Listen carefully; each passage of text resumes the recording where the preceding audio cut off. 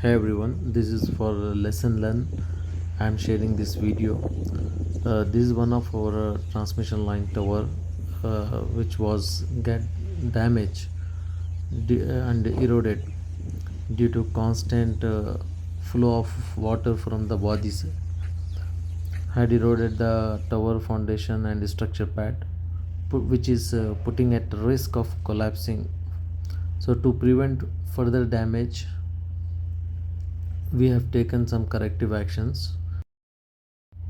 So like this Gabion wall have constructed on the sides of the Wadi to stabilize the soil and protect the tower leg.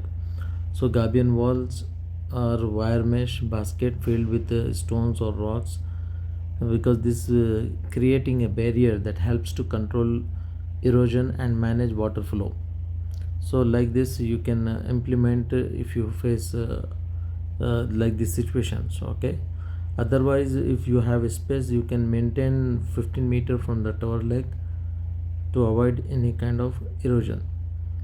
And also if there is wadi, must be constructed gabion wall, and slope shall be protected. If it is high area, so slope will be protected by riprap method or concreting or lining, anyone whatever the easy as design recommendations we can follow.